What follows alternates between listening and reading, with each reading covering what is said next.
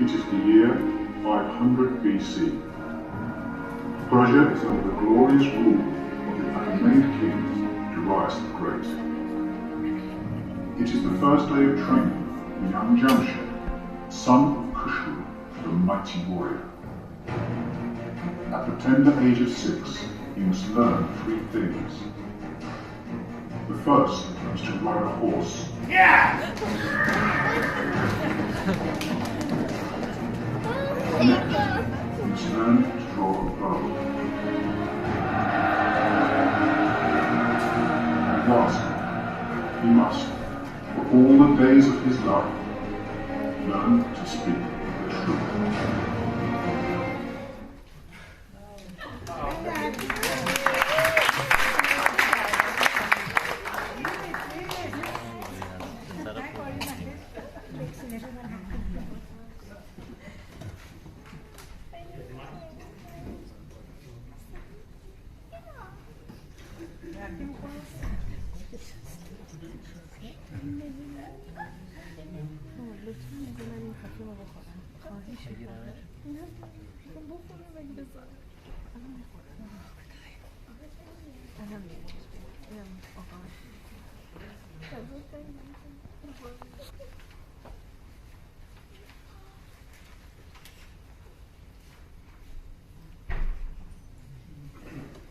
The things you got to do to keep an audience awake after lunch, I guess.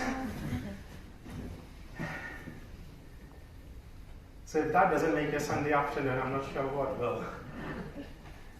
So all the characters depicted in this skit were purely fictitious, except that my father's name is Khushroo, and yes, I do think he is a mighty warrior. But anyways, to those, especially in the front row, giving me these very curious looks, I can explain this. I was brought up in Mumbai, and for the greater part of my life, lived in a Parsi colony and went to a school owned and managed mostly by Parsis. So I had a very large number of Parsi students in my class. And all 6 of us went along with the rest of the 50-odd Parsis in the remaining school into the canteen to have a very sumptuous dansak and sometimes a very rather debatable prawn curry rice.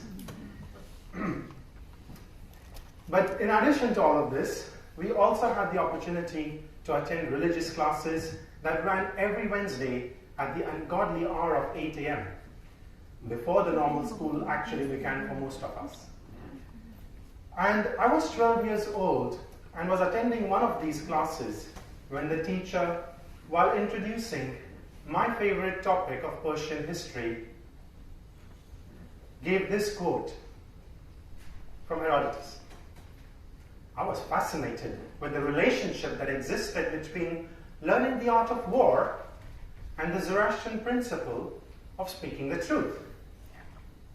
For the first time, it made me realize that the religion I was born into was actually a philosophy that was practically used by people in their day-to-day activities, whether it be by the kings ruling the kingdom and dealing with refugees of newly conquered kingdoms, the dasturs judging in the courts of law, the warriors learning the art of warfare, or the engineers building the city's infrastructure. Now, at the height of its power, for people who attended these seminars in the past, especially last year's as well, the Persian Empire encompassed approximately 8 million square kilometers and spanned 3 continents of Asia, Africa, and Europe. It was the largest medieval empire in the world. And I'm not quite sure how many of us know this, but yes, Zoroastrianism was the de facto religion of the state. Now, I realize that our religion is not merely a set of cultural beliefs and practices, which I was surrounded by having a very Parsi-style upbringing. Instead, it is a way of life. A very good afternoon to all of you, ladies and gentlemen. Today, I hope I could have a similar impact to some of you here in the audience. I don't see too many youngsters in the audience, but I have some representatives who've come especially for my speech, which I'm very grateful for. But now I'm in no way an academic scholar on the religion. But my curiosity, combined with the part-time profession of priesthood that I found myself in, has taken me on a journey of uncovering the facts about my religion, which helped me to follow it as a way of life. I just want to share some of these tidbits about the faith which are much lesser talked about, pieces of information that have been lost when the few generations have handed down the religion over the last few years. Teachings of Zarathustra that are essential in helping you make good practical day-to-day decisions. Things as simple as not giving up on your guitar classes by using devotion, or not bullying some young little kid on the football pitch by using poor dominion or poor strength, to bigger decisions like choosing a great career and striving for perfection. And I'm sure some of this is completely in line with the lovely seminar on the Gathas that Firuz gave just before me. So this makes your religion a way of life. Now, I won't be covering most of the Gathas like the previous session did beautifully, but I will go through some of our daily prayers and rituals in detail just to an extent by which we can actually start using them. But I would like to spark the same curiosity in trying to use our religion to help us become the best version of ourselves. Also, I wanted to make this presentation more accessible to the youth and give a non-academic's perspective on religion. So if there are any academics in the house, my apologies for making certain conclusions and overly simplifying things. Once the religion starts to help us become better individuals, we start to choose the religion for ourselves. You will not take Zoroastrianism for granted just because you were born through Zoroastrian parents, or because you had your Navjote or Sudrapushi ceremony done and have 1,000 embarrassing pictures these days. But you know what the best part is? If you choose your religion, you will tend to keep it. And this is what Zain Dalal talked in his brilliant speech at the North American Zoroastrian Congress in 2014. And not only will you keep it forever, but you will happily spread it and pass it on to the children in a way that will benefit them.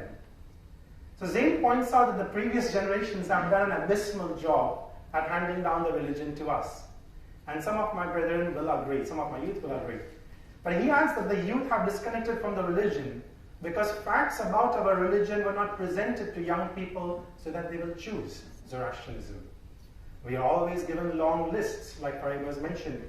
You should do this, or even worse, you should not do this. Zarathushtra, however, clearly states in the famous Yasna 32 that I repeat as well. Choose your creed. Hear you with your ears these best teachings. Ponder over them with your bright intellect. Reflect upon them with your illuminated judgment. Let each individual, the Narim that we discussed in the early afternoon rather, let each individual choose for himself his own creed with that freedom of choice each must have before great events. O ye, be awake to these announcements or teachings. Now the rest of my presentation will not quote paragraph after paragraph from the Gathas, but this paragraph itself summarizes one of the central ideas of the Gathas. It directly and indirectly solves many of our current issues. It teaches us to choose our faith rather than taking it for granted. Just because you are born, for example, from Parsi or Iranian or Zoroastrian parents. It teaches us to individually ponder over the teachings of our Prophet using wisdom or mazda, which means no forcing one's opinions on others.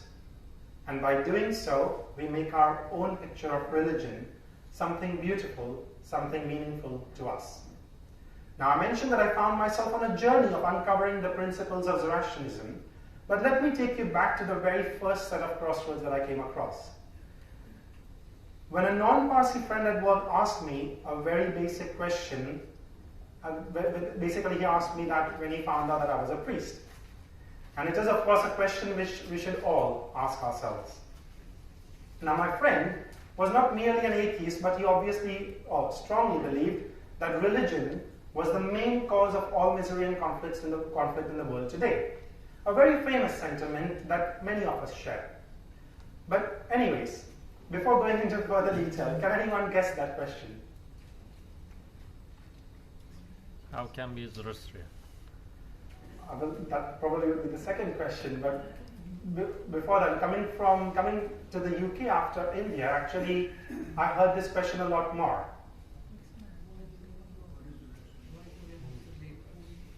Yes? Yeah, but it's No, but this is a conversion not even pertaining to Zoroastrianism. Yeah. Why religion? Why religion in the first place? That's why I gave that little background that he was an atheist. So growing up in India where religion used to be taken for granted, I was taken aback by this question. It made me ask myself how many decisions that I have taken in my life that actually kind of contributed to my happiness and the happiness of people around me have been directly or indirectly influenced by the practice of my religion. And at that point in my life, I could barely remember any such instances. That's when I realized I really need to start learning more about why I do what I do. But I personally summarized the answer to this question in a good analogy that I read in the biography of an Indian saint. So if life were to be a forest with ditches, poisonous snakes, rough paths, religion is like a guide that helps me navigate through it a lot safer and better. Saying that, religion does not morph this massive forest into a beautiful garden. But in many ways, you can treat religion to be like those ridiculously deep inspirational quotes, on Facebook and Instagram with extremely beautiful landscapes in the background which mean nothing to some but actually make sense to people going through a particular context.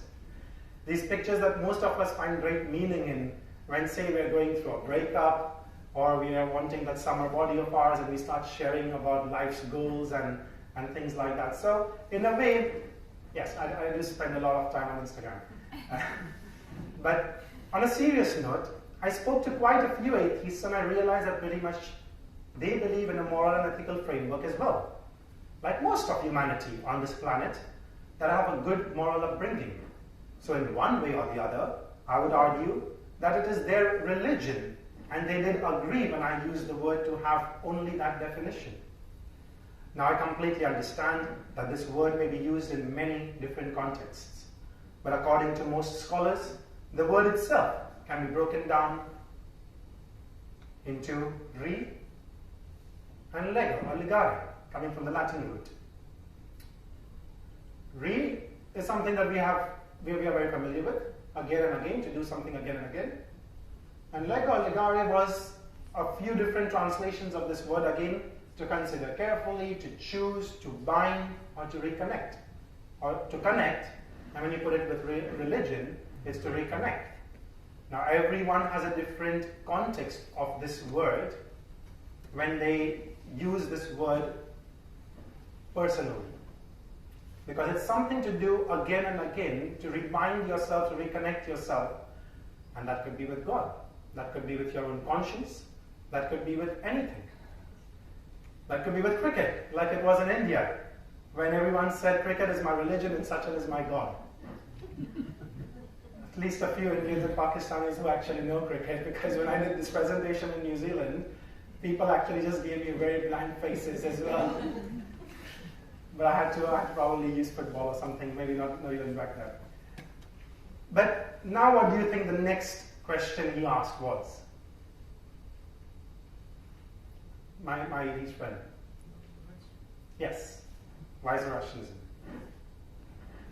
Now, this falls in line completely with the previous presentation that we had from Firuz, where what I found amazing, and this was something that I found personally as well, that if an atheist were to pick up the book of the Gathas, or the message of Zarathustra, and literally translate all the entities and concepts mentioned within it, depersonifying everything into the abstract concepts that they represent and stand for, then I personally feel that he would find the book to be his guide in life. Because it sums up human nature and how best man can interact with this massive universe that we are in. So let me give you an example of how Zarathustra again defines God, following perfectly from the previous seminar. Zarathustra uses the term Aura Mazda Aura, to be his highest teacher and the one who will help him spread happiness to people of this world. Now, I learned a few different things as well in the afternoon, when the words are probably switched around. But this term literally translates in a way, according to some of the scholars, mighty, supreme, it's a superlative that defines something extreme. Now, obviously, we know for a fact, most scholars will agree on the fact that Mazda stands for wisdom. So, my atheist friend, first of all, happily accepts wisdom. He accepts wisdom helps us to do what is best. It is logical, practical, and a universal truth. Now, we do personify the superlative, and we sometimes make Ahura to be the Lord of above one all, one that leads and protects, so on and so forth. And this personification happens throughout history in most religious scriptures. It is in line with man's urge to give everything a form, a physical form, because as humans, we find it easier to comprehend physical entities. So, more on this in just a bit. But similarly, Asha, Marmaiti, Kshatravarya, Horvatat, Amiritat, Vahumana, everything has been personified. And I don't think I'll have to go into details now because you already had a lovely discourse on it just a while back. So, the pictures are of different investiture ceremonies of kings in the Sassanid Empire. And you have this personified form of Mitra and the personified form of Ahura Mazda giving a ring, something very physical, the ring of dominion, to be able to rule over to be the king of kings and rule over the kingdom of Persia at that time. So obviously humans like a little bit of this because they can make something abstract, the concept of wisdom, God that's just in thin air, into something more human-like.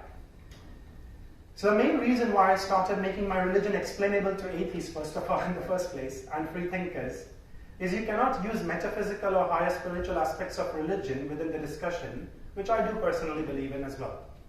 A miracle to a believer may be easily dismissed as a mere coincidence to a non-believer.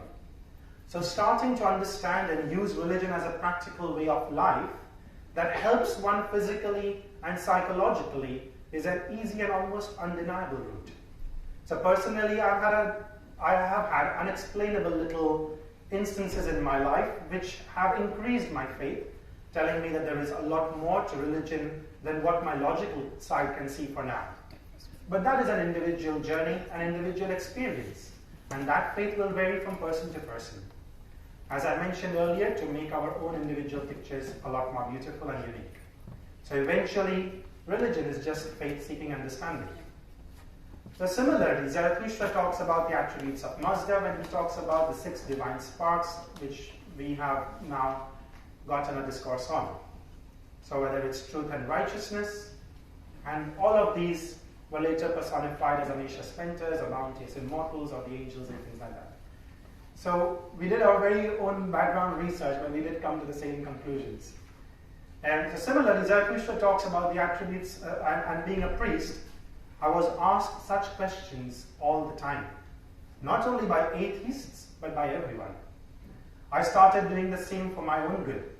Why did mom and dad tell me every time that wearing the sudra and kusti, or the thread, and the vest are like my shield and armor, that they will forever protect me? Because as a kid, that's a lovely story to have.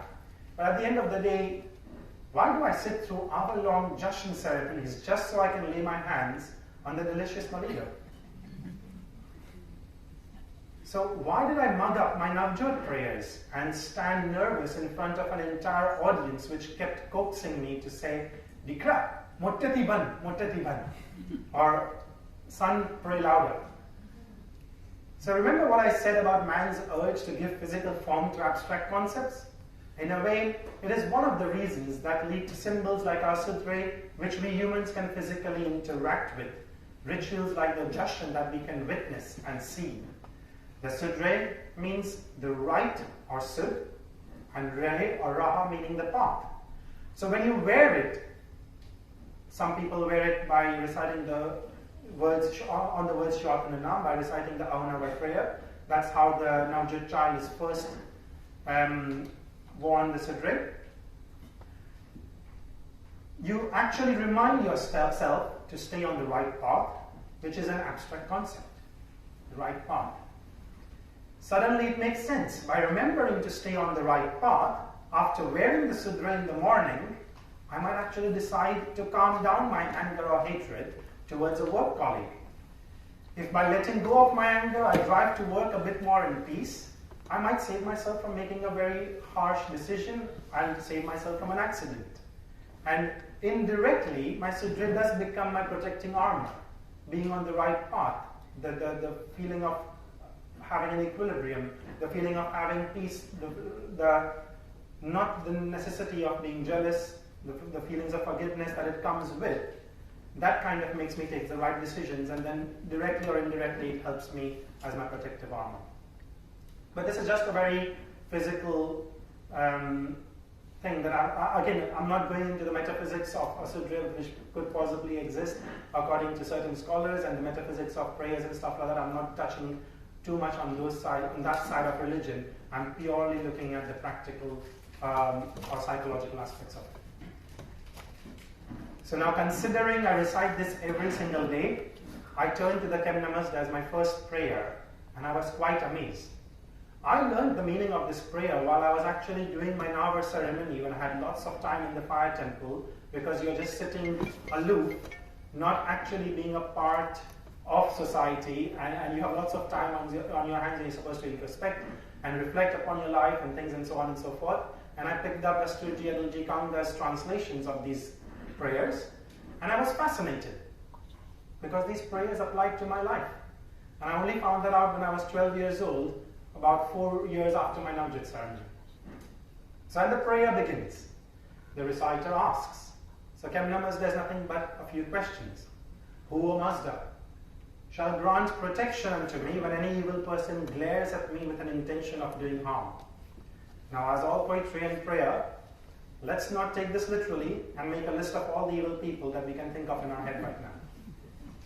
So when you read a few more translations as well as metaphorical explanations and ponder a bit, you realize that evil person may translate to an actual evil person or merely an evil thought, word or deed that might harm me, both coming from someone else or from within me too. My own silly actions are enough to cause me harm. It further goes on to say, who, O Master, will grant protection to my household happiness and peace of mind, my ardor and my sarosh. Do you declare to me the knowledge I need of the religion by which righteousness or goodness shall increase? Do you reveal clearly unto me a wise leader? Now, I can't imagine a day of my life when these questions, again, don't take leader sometimes literally, it could be just that wisdom itself is your leader. Now, I can't imagine a day of my life when these questions would not make sense to me, whether it be the times I feared giving exams as a child, to the fear of failure, or the fear of going to a foreign country as an 18-year-old. I never felt lonely when reciting these kind of prayers, because reciting even on the days I needed a surgery away from home. Because in a sense, God or wisdom, along with my conscience within me, has an ability to answer these questions every single time I ask them. These questions are in a way rhetoric. Who will protect me? My wisdom, my conscience, God, in that sense, will protect me. So that is why it further goes on to say, let Sarosh approach through Bahumana to anyone you do love, or let my conscience, the spirit of intelligence, Sarosh, aid me through the agent of the good mind or wisdom. And who do you think first asked these questions? Who is the author of these paragraphs of the Kem Namasda? Zarathushtrian. Yes. That is the best part. So These what are, was the answer? so the answer is Zarathushtra, because the paragraphs that I explained, the first two paragraphs of the Kem Namasda are directly from the Gathas. Two different paragraphs. Because I couldn't hear the other side. Sorry. So a bit deaf. So Zarathustra, yes. Zarathustra, yes. So Prophet Zarathustra himself asks Mazda, whom he referred to, of course, as wisdom. So to imagine me having the same conversation as my prophet, and that too daily, is even more consoling. So now when I think it out in my head in English, every time I recite this prayer in its original language, it becomes my own personal conversation with God. And that conversation, even though with the same prayer, keeps changing every day based on my context, my own practical way of life, on my problems and my happiness and pain on a day-to-day basis. So I did wonder if we should just simply recite all our prayers in English. That is what many of our older generations did, where they kept translating and transliterating the prayers into the language of their time so that people could comprehend and use them. Within a single Jashan ceremony today, we use the very old and younger Avestan languages, the Middle Persian languages, Pahlavi Pazand, bits and pieces of Arabic in very small and tiny areas after their invasion, and then finally Sanskrit too, when the Parsis evolved in India. So for me, however, there is a strong reason why not to simply recite all our prayers in English prose. So prayers, according to me, have a twofold power. The first being the significance of the prayer itself, well, in no particular order, and its application to your life. But most of our prayers have been composed beautifully to create specific vibrations which are scientifically being proven to produce various positive effects on our surrounding environment. And this is just the law of physics. So just as a good song on the radio would uplift your spirit, a good prayer does very much the same. I'm sure many of you might have experienced this in your own life. I have. When my father recited the funeral for my grandmother, the prayer in my dad's intonation and my dad's volume raised the hair on my skin, yet giving me a peace that was hard to explain. Being a student of science all my life, I felt a bit discouraged when people said that religion and science are mutually exclusive, that they don't overlap, until the day, of course, I came across this man.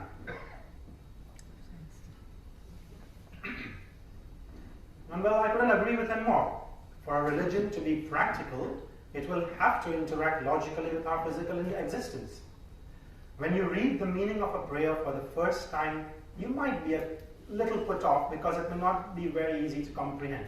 That's the most common struggle that people give me, and that's the biggest excuse that I hear of why not to open the meanings of our prayers and just say using faith and carry on. And that's fine as well, everyone to their own. But if you keep feeding your curiosity, you will be surprised. Just as I was when I realized what the Aura Mazda Khodai or the second Kasti prayer meant. In a gist, it is just a bunch of affirmations. You affirm to stay away from all kinds of negative people. At first reading, again, our minds immediately start thinking about people, but it definitely does have a proper, deeper significance. So qualities over here are actually, so basically you could swap the actual people to the qualities that they are standing for. So here the list of people to metaphorically refer to the qualities being personified. Qualities whereby one hears but pretends not to hear. One sees but pretends not to see. The druj, the deceit. I realized I was the person who many times could see but suppressed my conscience just about enough to pretend not to see things. How many of us over here have done this? How many of us do this on a daily basis? Suppressing our conscience? So we've all made foolish decisions in our life, sometimes knowingly. You only live once, right? So sometimes we regret, at times we don't, but most of the times we learn. But that is what I meant by giving this example of religion being a guide to the treacherous forest of life. So another interesting part of this prayer is you trying to rectify your life. Now this is the debatable part of the prayer which some people have a problem with because it is said to be a prayer of repentance, where some Zoroastrians believe that you're asking for forgiveness for all the sins that you have done in your life.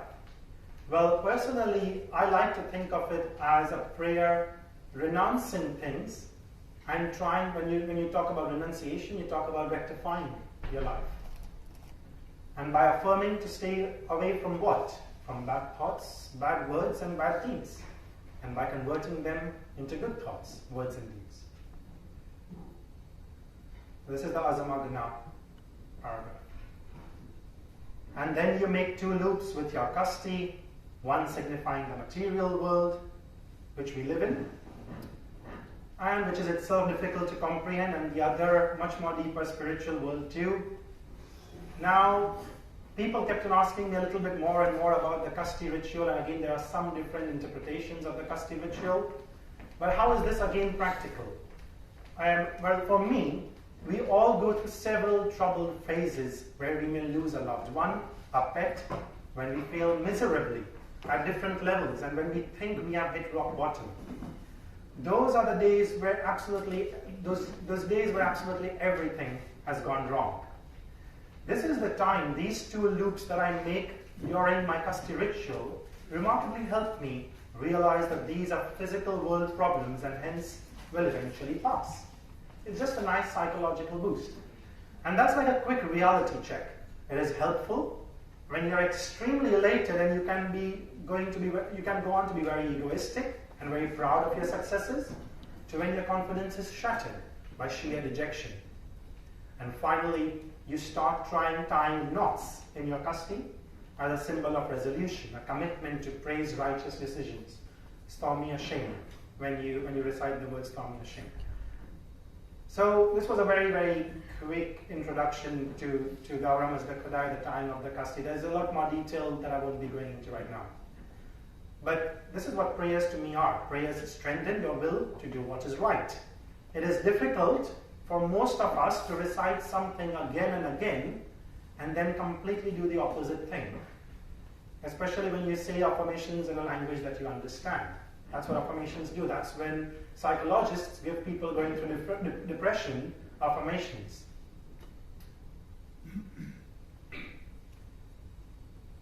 I think saying this, the Parsis especially are great at this. Well, most of the members of our community are great at saying something again and again in our prayers and doing completely the opposite. And I'll prove to you with this prayer. The Jashan Avange Mazda, also known as the patra-ni-machi prayer, or the Zoroastrian creed, praises the religion that we believe. It describes the religion that we must follow on a day-to-day basis. You announce Jashan Avange Mazda, or wisdom, do come to my aid. So again, I'm using, instead of the personified version of God, I'm using wisdom. And even if one was not to, so I'm only doing this because when I speak to the youth who sometimes don't ascribe to a concept of God which many agnostic people might actually not subscribe to, these prayers are actually still beneficial even to those people. So this is the main reason I keep on depersonifying the religion as much as I possibly can. So the prayer then proclaims the reciter to be an ardent follower in the worship of wisdom as prophesied by Zarathustra. I praise the true conceived thought. I praise the true spoken word, and I praise the well done deed. Yeah, so far so good. I praise this religion because it is quarrel removing, weapon lowering, self-dedicating and holy. And all of a sudden I think, do some of our elders really understand the meaning of these prayers? The way we Parsis love to fight and argue with each other, creating organization after organization, just to enforce our opinions onto others, and having one legal battle over another. It is an unfortunate situation in our community today, and I hence urge the youth to forever stand by what we pray daily and stay united in spite of us having differences in our opinions, because that's the Zoroastrian way of life. Again, we all have our beautiful images of our religion which will be quite unique, but we must keep these minor differences aside to work together to achieve common goals. Well, I hope you realize how meaningful the kasti is now. No wonder it is so appropriate. No wonder why it is so appropriate to do it multiple times a day. It eventually ends up being a conversation with a power higher than myself, higher than my physical self. Whether you call that your conscience that is within me, infinite wisdom, or God. Now, when using the approach of inquisition and feeding your curiosity by learning the meaning of our little prayers and rituals, I wish to give you all another important aid on the journey of making our religion a practical way of life. First, let me ask you, what does it mean for you all to be a Zoroastrian? Anyone? What does Zoroastrianism mean to you? Pursuing happiness by making other people happy. Happy. Brilliant. Apart from the Vishnavaiti Gatha, perhaps? It's beautiful. Anyone else? Speaking the truth. Speaking the truth?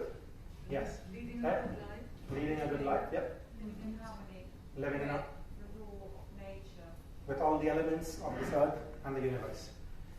Okay, these were not the answers I was looking for. No, these were the exact answers I was looking for, but not to make my point. But if I were to ask this question just a few years ago, in my school, in my religious educational classes, the first few answers that I would get, and if you actually, there are lots of documentaries on the Parsis of India on YouTube, and go after each documentary after documentary, what does it mean for you to be a Zoroastrian? Oh, I love the dansak and the kachuba that we have on the Sunday, wearing the dagli and patlun and going to the fire temple, and we are these queer people who love happiness and who love to have a good laugh, but then who have these queer customs and traditions and religion, and then we marry inside and blah blah blah. All of that stuff comes out immediately on what it means to be a Zoroastrian. But what they did give you was a definition of what it means to be a Parsi.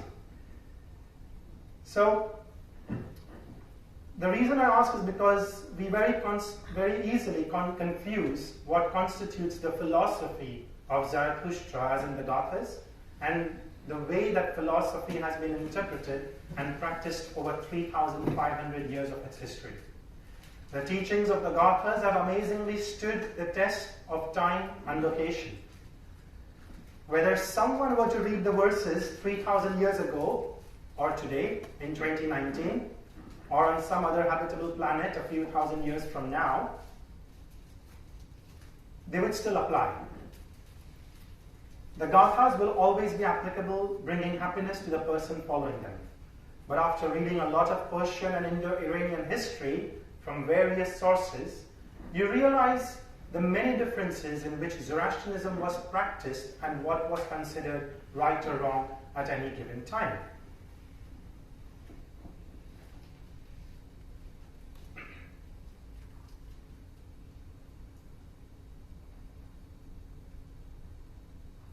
Everything regarding culture has evolved.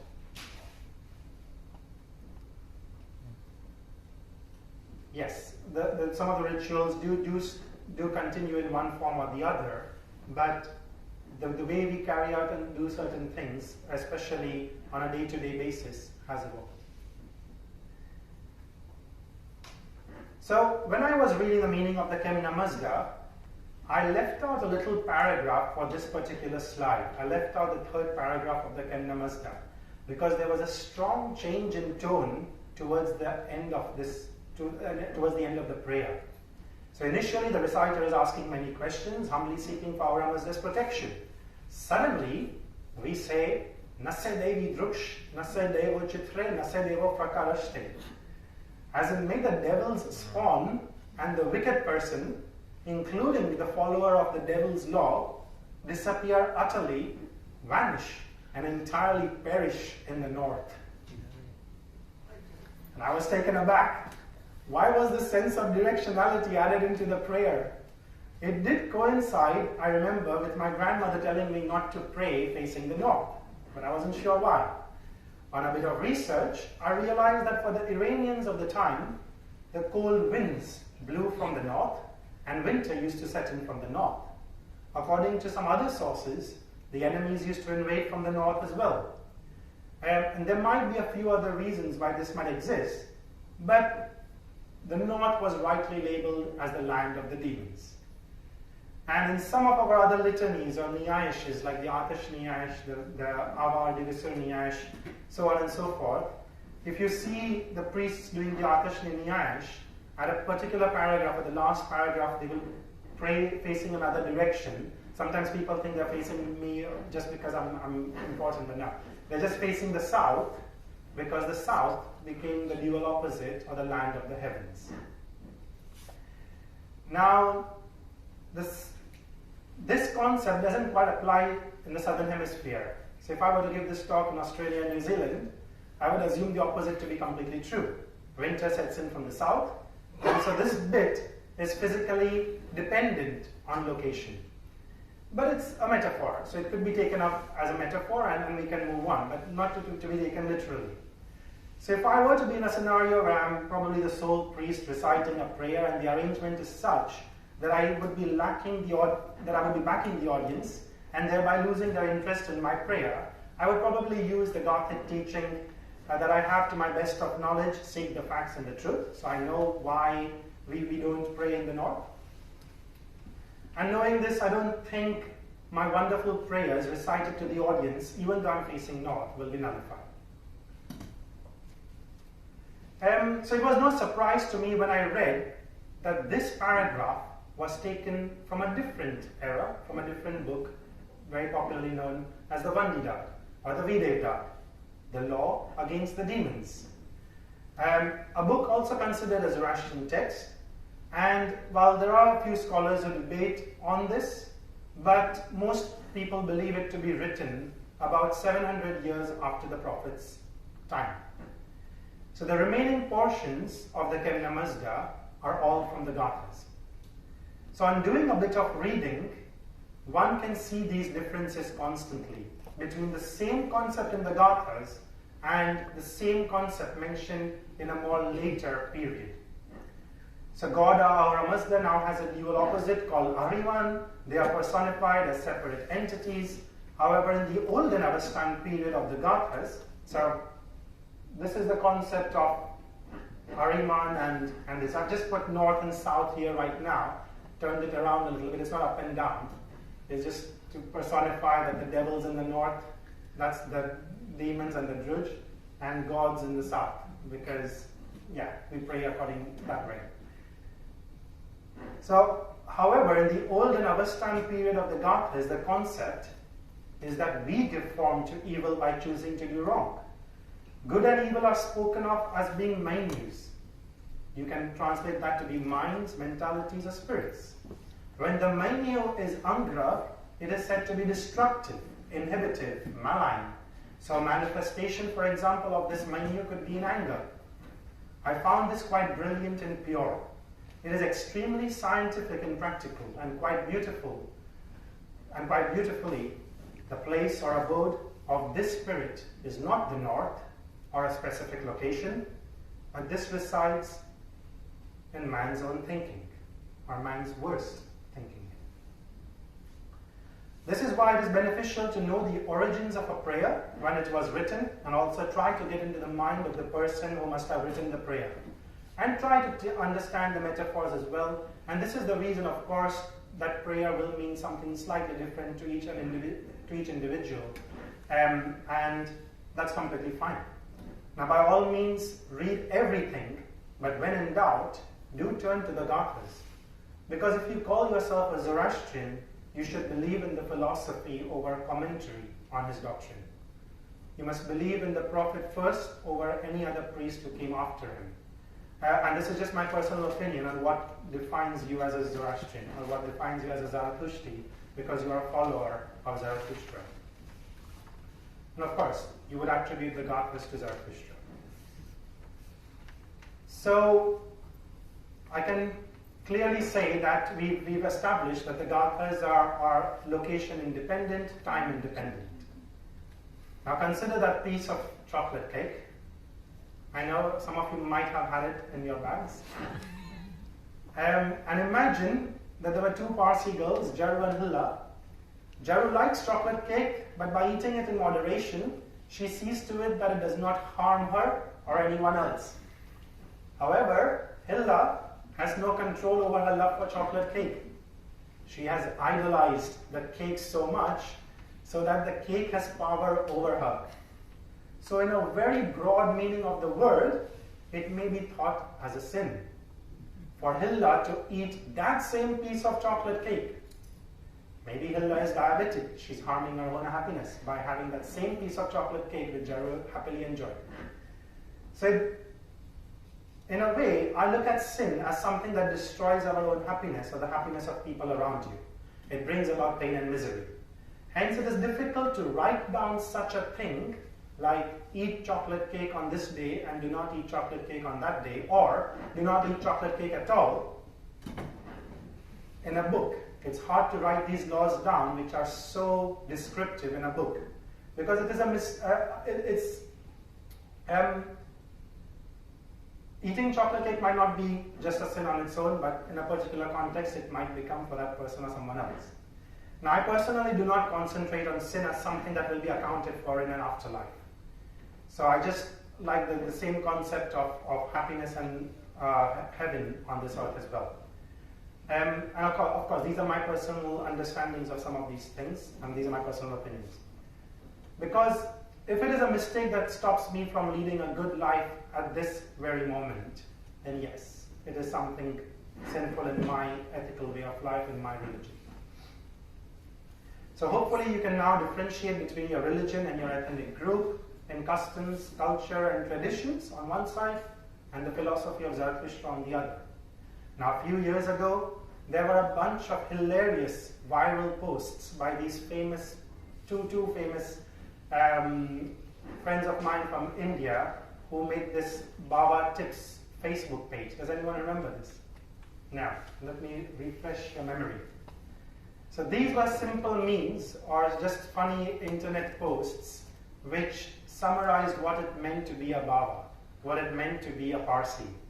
So I was seeing if I could find a few funny tips, both describing Zoroastrianism and Babaism, or Parsiism as I like to call it, or the Parsi culture. Now I was clearly very successful in finding amazing tips or amazing posts. So they had like posted 300 of these funny, hilarious slides, which to some of you might not come into context if you don't know Gujarati, what MCDC means. For the Iranians, they're not very good words, definitely not very good words. So MCDC actually stands for something very definitely coming from Druj. But it's a very common Gujarati. If you hear any person talking in India in a colony, you'll just overhear him using it as punctuation sometimes, like just overhearing him speak naturally, as if he was just talking to anyone. So I could find many of these slides which described how our culture has influenced our religious ceremonies as well.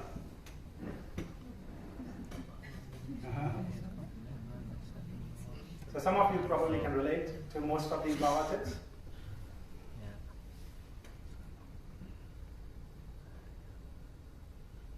My apologies to the Iranian people who probably don't get some of these references, because this is very Parsi Mumbai culture, where we followed the British, and we will have Cliff Richard playing at any given opportunity that we like.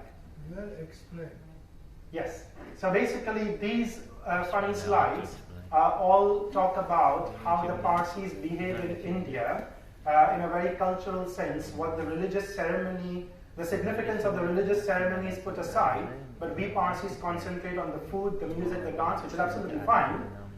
But nowadays, that's the sole purpose of the ceremony sometimes. That's the sole purpose of the event itself. And no importance is actually given to what the Navjote child is actually reciting in his prayers, or what is he actually declaring, so on and so forth.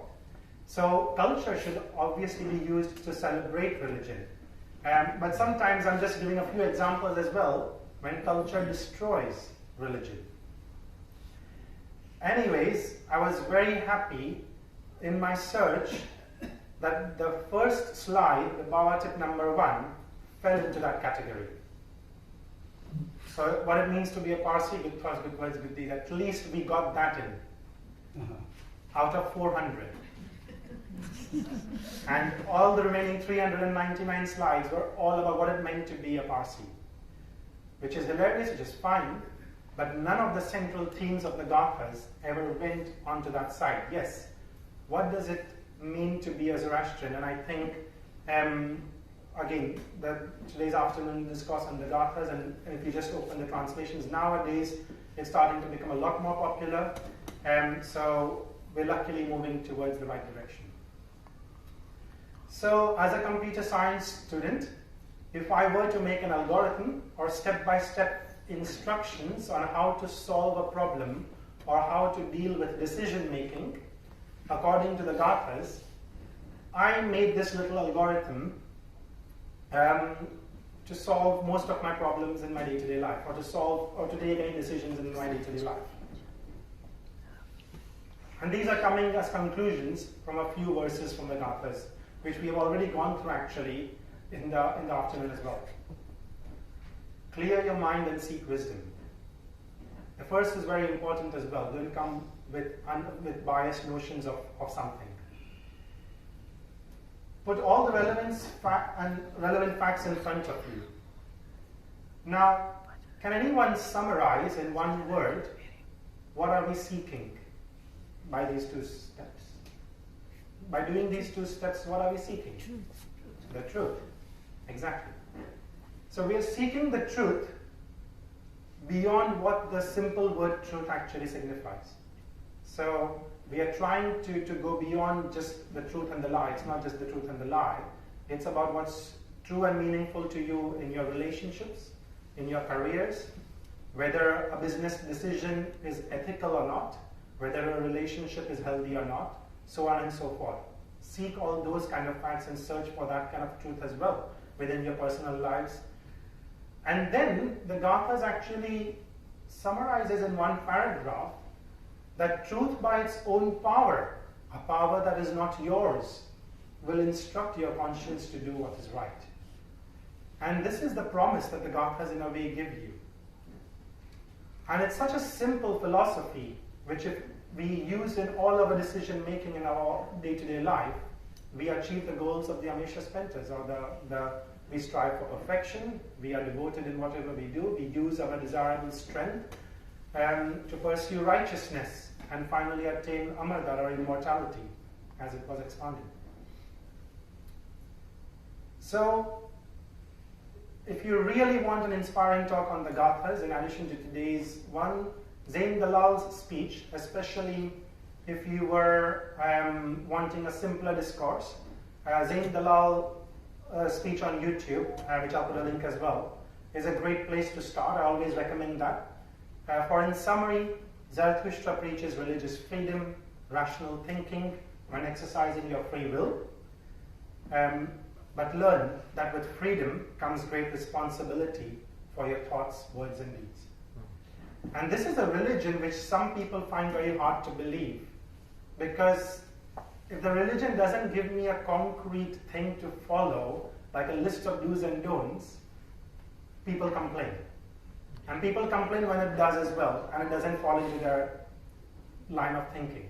So this has been the classic historic battle between personifying and depersonifying religion so that it is understandable to the masses, but at the same time, you then use the religion as a sword to kill people when you don't agree with one another. But today, we fear that our minority ethnic groups that follow Zoroastrianism in one way or the other, for example, the Parsis of India, will fade away in the near future. That's the biggest fear right now. That is why the government of India has brought out a financial scheme to help fertility programs and encourage early marriage, etc., so that the Parsi race can try to preserve their identity and rich cultural heritage. So these are some of these funny adverts that they've come up with. So it just reads, for some of you can't read it back. Like Iran. Isn't it time you broke up with your mom? Because guys generally tend to marry very late, and they need their house, their car, and everything first.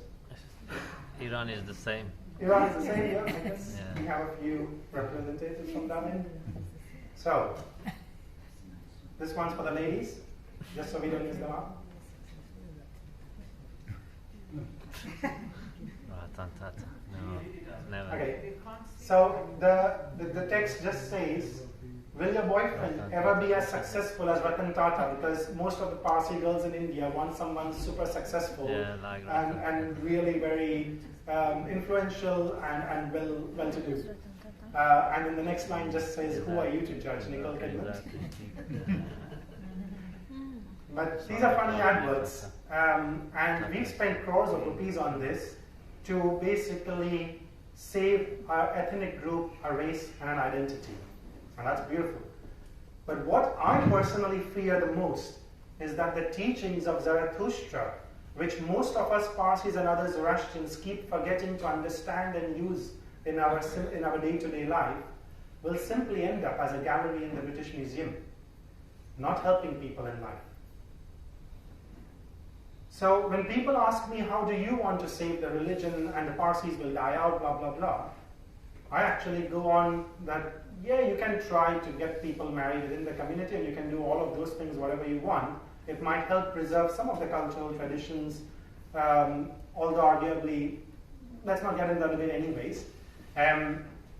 But for me, what gives me confidence is that if you learn the teachings of Zarathustra, apply them in your day-to-day life, and pass them on, then regardless of your race, identity, creed, cultural heritage, upbringing, Zoroastrianism will spread all over the world and will carry on helping people in all different situations, in all different contexts, just as the philosophy was meant for. So what gives me confidence, however, is that if this philosophy has helped humanity for 3,500 years, it will undoubtedly help each one of us sitting here today if we embrace this as the way of life it truly is.